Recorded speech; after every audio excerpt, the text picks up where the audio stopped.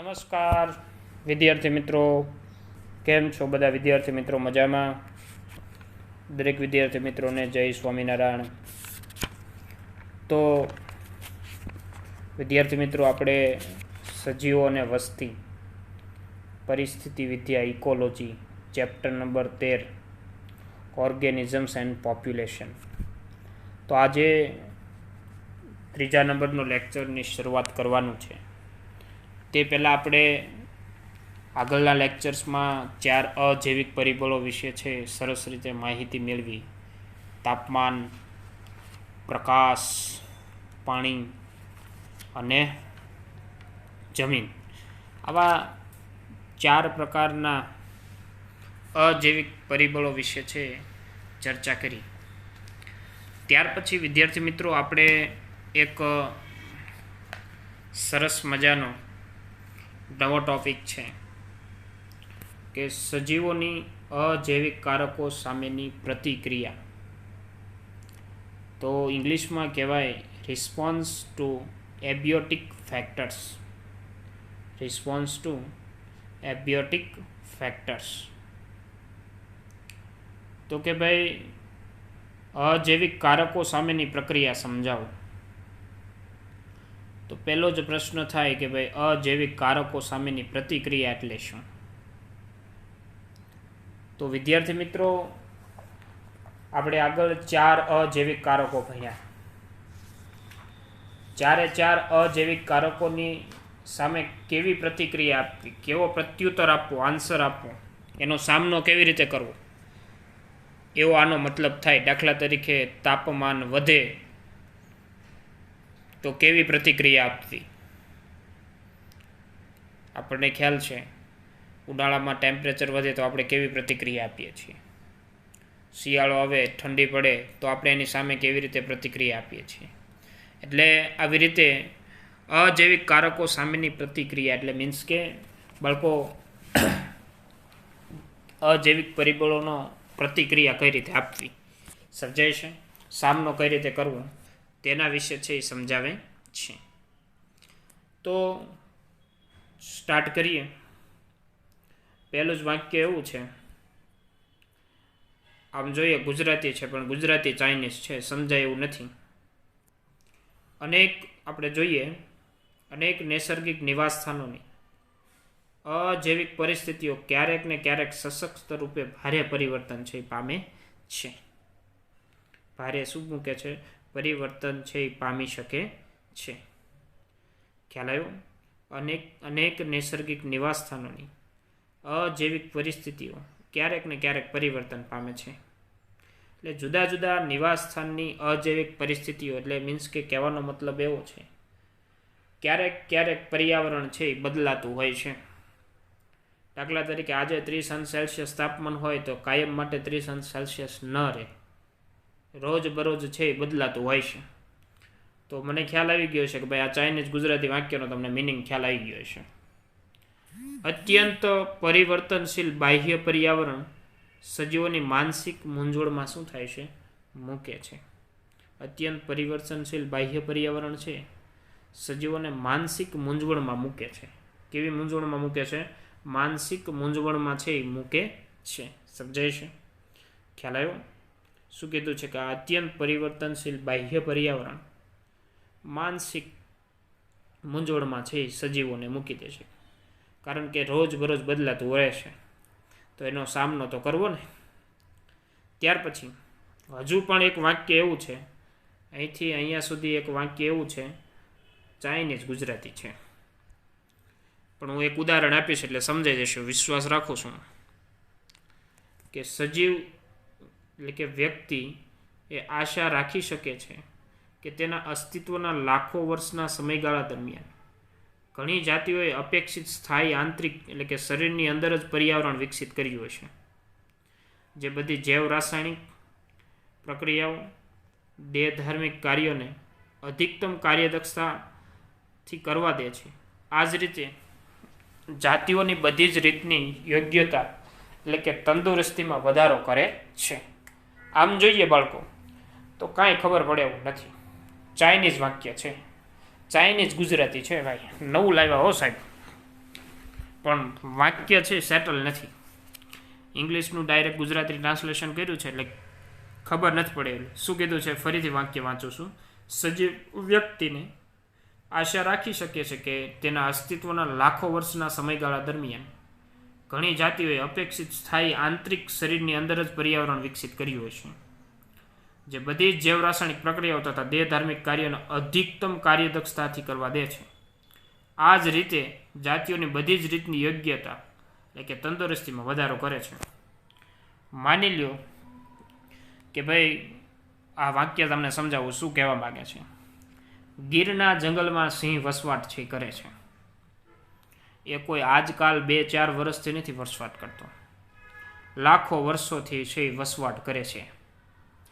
ત્યાંનું વાતાવરણ છે તેને ખૂબ જ અનુકૂલિત છે, ત્યાંનું ટેમ્પરેચર અનુકૂલિત છે, પૂરતો ફૂડ મળી રહે છે, ખોરાક મળી રહે છે. આવું એનું યોગ્ય વાતાવરણ છે એટલે ત્યાં છે સરળતાથી છે એ રહી શકે છે. એટલે એની જૈવ રાસાયણિક બધી ક્રિયાઓ, એની દેહ ધાર્મિક કાર્યો આ બધાએ સરળતાથી વ્યવસ્થિત રીતે અને એની તંદુરસ્તીમાં છે વધારો થાય છે. હવે એ જ સિંહને છે આપણે હિમાલયમાં મૂકી આવીએ તો એ બિચારો ગુજરી જાય, કારણ કે એ સિંહ છે ત્યાં ઠંડીમાં રહી શકે નહીં, ત્યાંનું ટેમ્પરેચર છે એ સહન કરી શકે નહીં, કારણ કે આપણે અહીંના ટેમ્પરેચરથી તે શું છે અનુકૂલિત થયેલો છે. સમજાય છે? લાખો વર્ષોથી ગીરના જંગલમાં રહે છે. સમજાય છે? એ કંઈના ધાબળો ઓઢવા ન જાય, સમજાય છે? ગોદડું ઓઢવા ન જાય, સમજાય છે? એટલા માટે ખ્યાલ આવ્યો. એટલે એ જ સિંહને હિમાલયમાં મૂક્યો તો ગુજરી જાય, પરંતુ ગીરના જંગલમાં લાખો વર્ષોથી વસવાટ કરે છે. પોતાની દેહધાર્મિક અધિકતમ કાર્યદક્ષતા, એની તંદુરસ્તીમાં વધારો થાય, બધી જૈવ રાસાયણિક ક્રિયાઓ સરસ રીતે થાય છે, કારણ કે ત્યાંનું વાતાવરણ છે તે શું છે અનુકૂલિત છે. ઉદાહરણ માટે આ સ્થિરતા એટલે કે નિરંતરતા, કોન્સ્ટન્સી એટલે કે દેહજળ ઇષ્ટતમ તાપમાન, આશ્રુતિના સાંદ્રતાના સ્વરૂપે છે હોઈ શકે છે. ઉદાહરણ માટે એવું કીધું છે કે આ સ્થિરતા દેહજળના ઇષ્ટતમ તાપમાન એટલે કે ઓપ્ટિમલ તાપમાન ટેમ્પરેચર અને આશ્રુતિની સાંદ્રતાના સ્વરૂપે હોય છે. આપણને કીધું છે કે ભાઈ આદર્શ રીતે ત્યારે સજીવ તેના આંતરિક પર્યાવરણની સ્થિરતા એટલે કે સમસ્થિતિ કહેવાતી પ્રક્રિયા હોમિયોસ્ટેટિક્સ, નિરાતે વાંચજો મિત્રો, હોમિયોસ્ટેટિસ શું છે? હોમિયોસ્ટેટિસ 3-4 વખત વાંચવાનો પ્રયત્ન કરવો, વાક્યને જાળવવા પ્રયત્ન કરશે. પછી ભલે વિવિધ બાહ્ય પર્યાવરણીય પરિસ્થિતિ તેના સમસ્થાપનને અસ્વસ્થ બનાવવાનું, બગાડવાનું વલણ ધરાવે. સમજાય છે? એટલે કે દુનિયાનો દરેક સજીવ છે ને બાળકો, ભલે બાહ્ય પર્યાવરણ બદલાતું રહે, પરંતુ તે તેની પરિસ્થિતિ છે એની સમસ્થિતિ છે એ જાળવવાનો પ્રયત્ન કરશે. સમજાય છે? એટલે સમસ્થાપનને અસ્વસ્થ બનાવવાનું એટલે વિવિધ બાહ્ય પર્યાવરણીય પરિસ્થિતિનો તેના સમસ્થાપનને અસ્વસ્થ બનાવવાનું વલણ શું કરે છે? ધરાવે છે. એટલે કહેવાનો મતલબ એવો છે કે પર્યાવરણની આંતરિક પરિસ્થિતિ જેને સમસ્થિતિ કહેવાતી પ્રક્રિયા જાળવવા પ્રયત્ન કરશે. તે પર્યાવરણની કોઈ પણ પરિસ્થિતિ બદલશે તો આદર્શ રીતે એ સજીવ છે એની સામે ટકવાનું છે, સમજાય છે, વલણ છે ધરાવશે. સમજાય છે? પછી ગમે તેવી પરિસ્થિતિ છે એ ચેન્જ થવા લાગતી હોય તેમ છતાં પણ છે એ ત્યાં શું છે રહી શકશે, એનો સામનો કરી શકશે. ચાર્ટ છે એ સમજાવું ક્વેશ્ચન પૂરો થાય પછી. ત્યાર પછી બીજી વસ્તુ કે આ ટોપિકમાંથી કદાચ ચાર્ટમાંથી પ્રશ્ન પૂછાવો હોય તો પૂછાઈ શકે, પણ થિયરિકલ છે. આ મહત્વપૂર્ણ સંકલ્પનાને સુસ્પષ્ટ કરવા માટે આપણે સદસ્યતા એટલે કે એનાલોજીની ચર્ચાને આપણે ધ્યાનમાં લેવી જોઈએ. સમજાય છે? માની લો, જો એક ઉદાહરણ આપ્યું, સરસ મજાની એક વાર્તા છે, ઉદાહરણ દ્વારા સમજાવીએ છીએ. મેં સિંહની વાર્તા કરી એવું જ એક ઉદાહરણ છે કે કોઈ વ્યક્તિ જ્યારે પરિસરનું તાપમાન 25°C હોય, પરિસર એટલે પર્યાવરણનું તાપમાન 25°C હોય, ત્યારે તે સર્વશ્રેષ્ઠ કાર્ય રજૂ કરવા સક્ષમ હોય છે. તો એ સરસ રીતે કાર્ય કરી શકતો હોય છે. પણ જ્યારે બહાર દજાડી નાખતી ગરમી કે થીજવી નાખતી ઠંડી હોય ત્યારે પણ તેની સમસ્થિતિને સર્વોત્તમ રીતે જાળવી કે ટકાવી રાખવાની શું કરે છે? ઈચ્છા રાખે છે. કે કોઈ જ્યારે પર્યાવરણનું તાપમાન, પરિસરનું તાપમાન 25°C હોય ત્યારે એ સજીવ શું છે? સરસ રીતે, વ્યવસ્થિત રીતે કામ કરી શકે. પણ એ જ સજીવમાં બહાર દજાડી નાખતી ગરમી કે થીજાવી નાખતી ઠંડી હોય ત્યારે શું થશે? એની જે સમસ્થિતિ છે, એનું બેલેન્સિંગ છે, વિખાઈ જશે. એટલે એની સ્થિતિને સર્વોત્તમ રીતે જાળવી રાખવા અથવા ટકાવી રાખવા માટેની શું કરશે? એ સજીવ ઈચ્છા રાખશે. સમજાય છે? એનો સામનો કરશે. તે તેની સમસ્થિતિને ઘરમાં કે મુસાફરી કરતી વખતે કારમાં, તેના કાર્યસ્થળે ઉનાળામાં વાતાનુકૂલત અથવા શિયાળામાં તાપ સગડી દ્વારા શું થાય છે? પ્રાપ્ત કરી શકશે. બાળકો, કે સજીવ, આપણે મનુષ્ય સજીવ જ એક એવો છે કે જેનું બોડી ટેમ્પરેચર 37°C છે. દાખલા તરીકે તમે હિમાલય પ્રદેશની અંદર -ડિગ્રીમાં 10°C જતા રહો, -10°C જેટલું ટેમ્પરેચર હોય, તેમ છતાં આપણી બોડીનું ટેમ્પરેચર 37°C હોય છે. એ આપણે અનુકૂલિત થયેલા છીએ એ બાબતથી. સમજાય છે? અથવા આપણે ઘરમાં કે મુસાફરી કરતી વખતે કારમાં, કાર્યસ્થળે ઉનાળામાં વાતાનુકૂલત અથવા વાતાનુકૂલક એટલે એર કન્ડિશનર થાય. શું થાય? એર કન્ડિશનર એટલે કે એસી. દાખલા તરીકે ઉનાળામાં દજાડી નાખતી ગરમી હોય તો આપણે એની સામે સામનો કરવા માટે શું કરીએ? તો કે ભાઈ આપણે ઉનાળાની અંદર પંખો ચાલુ કરી દઈએ અથવા એર કન્ડિશનર શરૂ કરી દઈએ, એસી ચાલુ કરી દઈએ. તેમ છતાં પણ આપણે એનો સામનો કરી દઈએ. શિયાળામાં તાપક સગડી દ્વારા પ્રાપ્ત કરી શકીએ. ટેમ્પરેચર નીચું હોય, ઠંડી બહુ જ હોય, તો આપણે તાપક સગડી એટલે કે હીટર એટલે ભાઈ પાણી ગરમ કરવાનું હીટર નહીં, તો રૂમની અંદર છે એ હીટર આવે એસી ટાઈપ, તો એ લગાડી દઈએ અને એના દ્વારા છે આપણે પરિસ્થિતિનો સમસ્થિતિ કરવા માટે, સર્વોત્તમ જાળવી રાખવા માટે ઈચ્છા આપણે રાખીએ છીએ. ટૂંકમાં ગમે એવું પરિસ્થિતિ બદલે તેમ છતાં મનુષ્ય જાતિ છે એનું ટેમ્પરેચર છે ઇક્વલ કરવા માટે શું છે? પ્રયત્ન કરે છે. ત્યારે ભલે તેણીની આસપાસ હવામાનની સ્થિતિ અસ્વીકાર્ય જેવી હોય, તેમ છતાં તેણી પોતાની કાર્યક્ષમતા હંમેશા કેવી રાખશે? મહત્તમ હશે. અહીં વ્યક્તિની સમસ્થિતિને દેહધાર્મિક, શારીરિક રીતે નહીં પરંતુ કૃત્રિમ સાધનો દ્વારા પણ શું થાય છે? પરિપૂર્ણ કરવામાં આવશે. કે ભાઈ દેહધાર્મિક રીતે નહીં, શારીરિક રીતે નહીં, પરંતુ કૃત્રિમ સાધનો દ્વારા પણ પરિપૂર્ણ કરવામાં આવશે. આપણે ઉપરનું ઉદાહરણ લીધું, તો એ ઉદાહરણની અંદર આપણે શું જોયું બાળકો? તો કે ભાઈ એમાં પર્યાવરણનું તાપમાન 25°C છે, પછી બહાર દજાડી નાખે એવી ગરમી થઈ ગઈ, તો આપણે કૃત્રિમ સાધનનો ઉપયોગ કર્યો, વાતાનુકૂલક એટલે એસી. સમજાય છે? એર કન્ડિશનરનો ઉપયોગ કર્યો. અથવા શિયાળામાં ટેમ્પરેચર નીચું ગયું, તો શિયાળામાં નીચે ગયેલા ટેમ્પરેચરનો સામનો કરવા માટે પણ આપણે શું છે? હીટરનો ઉપયોગ કર્યો. સમજાય છે?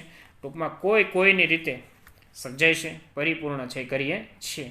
તો બાળકો, અહીંયા પ્રશ્ન એવો થાય, હવે આપણે આગળ જે ભણવાનું છે ને એમાં 4 ઘટકો ભણવાના છે. સમજાય છે? અજૈવિક કારકો સામેની પ્રતિક્રિયા માટેના 4 ઘટકો ભણવાના છે. આપણે છીએ તો આ બધી પરિસ્થિતિનો સામનો કરી કોઈની રીતે આપણે સમસ્થિતિ જાળવવાનો પ્રયત્ન કરીએ છીએ. પરંતુ જ્યારે બાકીના સજીવો છે, સમજાય છે, એ કઈ રીતે છે એની સમસ્થિતિ, એના શરીરની સમસ્થિતિ છે જાળવતા હશે. આખા ટોપિકનો કહેવાનો ભાવાર્થ થયો છે કે ભાઈ મનુષ્ય જાતિ એવી છે કે જે વિકસિત છે, કોઈની કોઈ રીતે કૃત્રિમ સાધનોનો ઉપયોગ દ્વારા પણ એ પરિપૂર્ણ કરવા માટે ઉપયોગી નીવડશે. દાખલા તરીકે એસીનો ઉપયોગ કરી લેશે, ગરમી હશે તો એર કન્ડિશનરનો, અથવા ટેમ્પરેચર શિયાળા જેવું હશે, સમજાય છે, ઠંડુ વાતાવરણ હશે તો ગરમી છે એ ઉત્પન્ન કરશે હીટરની મદદથી. કોઈની રીતે છે એ સમસ્થિતિ જાળવશે. પણ જ્યારે બાકીના સજીવો કઈ રીતે? તો એ બાકીના સજીવો માટે વિદ્યાર્થી મિત્રો ટોપિક આપણે 4 ઘટકો ભણવાના છે અજૈવિક કારકો સામેની પ્રતિક્રિયાના. એક એનું નિયમન કરવું, એક અનુકૂળ થવું, એક સ્થળાંતરણ કરવું અને એક મુલતવી રાખવું. નિયમન કરવું જેને રેગ્યુલેટ કહેવાય ઇંગ્લિશમાં, અનુકૂળ થવું એને કન્ફર્મ કહેવાય, અને સ્થળાંતરણ કરવું એને માઇગ્રેટ કહેવાય, અને મુલતવી રાખવું એને સસ્પેન્ડ કહેવાય. આવા 4 ઘટકો વિશે ભણવાનું છે. બાકીના સજીવો કઈ રીતે એનો સામનો છે કરે છે વિદ્યાર્થી મિત્રો, તો એ આપણે નેક્સ્ટ લેક્ચરમાં જોવાનું છે. પણ તે પહેલાં એક આપણને આલેખ આપેલો છે. તો અહીંયા આલેખ સ્વરૂપે છે, તો આ એક્સ અક્ષ છે, આ વાય અક્ષ છે. અહીંયા બાહ્ય સ્તર એટલે પર્યાવરણ, બાહ્ય સ્તર, અને અહીંયા આંતરિક સ્તરની વાત છે. ખ્યાલ આવ્યો વિદ્યાર્થી મિત્રો? ત્યાર પછી અહીંયા 3 સ્થિતિ દર્શાવેલી છે અનુવર્તીઓ. જો જેમ જેમ અહીંયા ટેમ્પરેચરની બાબતે લઈએ, આપણે તાપમાનની બાબતે લઈએ કે જેમ જેમ તાપમાન છે વધતું જાય, સમજાય છે, અહીંયા તાપમાન વધતું જાય, એકાએક તાપમાન વધતું જાય, તો અહીંયા પણ એક તાપમાન છે એકાએક શું થાય છે, વધતું જાય છે, સમજાય છે. બાહ્ય પર્યાવરણનું તાપમાન વધતું જાય તો આંતરિક સ્તરનું તાપમાન પણ એકાએક શું થાય, વધતું જાય છે. તો એ સ્થિતિને અનુવર્તી તાપમાન કહેવાય. શું કહેવાય? અનુવર્તી તાપમાન કહેવામાં આવે છે. ખ્યાલ આવ્યું? સમજાણું? શું કહેવાય? અનુવર્તી તાપમાન છે એ કહી શકાય છે. ત્યાર પછી અહીંયા પણ એવું જ છે, તો કે ભાઈ અહીંયા તાપમાન છે વધતું જાય છે, સમજાય છે. શું થાય છે? અહીંયા તાપમાન છે એ વધતું જાય છે, પણ આંશિક રીતે ઓછું, ધીમે ધીમે વધશે. કેવું વધશે? ધીમે ધીમે વધશે, સમજાય છે. અહીંયા પણ ધીમે ધીમે વધે છે, સમજાય છે. આ રીતે છે વધે છે, જેને આંશિક નિયામકો કહેવાય. શું કહેવાય? આંશિક નિયામકો કહી શકાય છે, સમજાય છે. ખ્યાલ આવ્યો? ખબર પડી? તો અહીંયા ટેમ્પરેચરની બાબતે લેવાનું છે, તો કે આ જે લીટી છે એ ખાસ યાદ રાખજો કે અનુવર્તી તાપમાન દર્શાવે છે. આ નિયામકો, સમજાય છે, ટેમ્પરેચરનું નિયમન છે કરે છે મનુષ્ય છે તે, કે એની આંતરિક તાપમાન જે છે આપણને ખ્યાલ છે 37°C જેટલું તાપમાન છે એ હોય છે, સમજાય છે. એની સમસ્થિતિ જાળવવા માટે મદદરૂપ હોય છે, સમજાય. ત્યાર પછી સહજૈવિક, અહીંયા નિયામકો, અહીંયા આંશિક નિયામકો અને અહીંયા અનુવર્તીઓ. આ ત્રણેય બાબતો છે તમારે યાદ રાખવાની છે ચાર્ટ ફોર્મની અંદર. તો ત્યાર પછી એના 4 ઘટકો જે છે એ આપણે નેક્સ્ટ લેક્ચરમાં છે એ ભણવાના છે, સમજાય છે. કયા લેક્ચરમાં? નેક્સ્ટ લેક્ચરમાં. તો આજે આપણે અહીંયા સુધી રાખીશું બાળકો, બાકીનું નેક્સ્ટ લેક્ચરની અંદર જોઈશું. તો અજૈવિક કારકો સામેની પ્રતિક્રિયા, તો કે ભાઈ આ ટોપિકમાંથી ખાલી માત્ર ને માત્ર ઇન્ફોર્મેશન છે, આગળ ભણવા માટે થિયરિકલ પોર્શન છે, સમજાય છે. તો આમાં ચાર્ટ છે તમે યાદ રાખજો, બાકી બીજો કોઈ મુદ્દો એવો નથી પૂછાઈ શકે તેવો, સમજાય છે. બાકીના જે 4 ઘટકો એના જે છે નિયમન કરવું, અનુકૂળ થવું, સ્થળાંતરણ કરવું અને મુલતવી રાખવું, સમજાય છે. કે રેગ્યુલેટ, કન્ફર્મ અને માઇગ્રેટ અને સસ્પેન્ડ, જેની અંદરથી ઘણા બધા ટોપિક છે પૂછાઈ શકે તેવા છે. તો બાકીનું નેક્સ્ટ લેક્ચરની અંદર જોઈશું. અસ્તુ. જય હિન્દ, જય ભારત. થેન્ક યુ વિદ્યાર્થી મિત્રો. આવજો.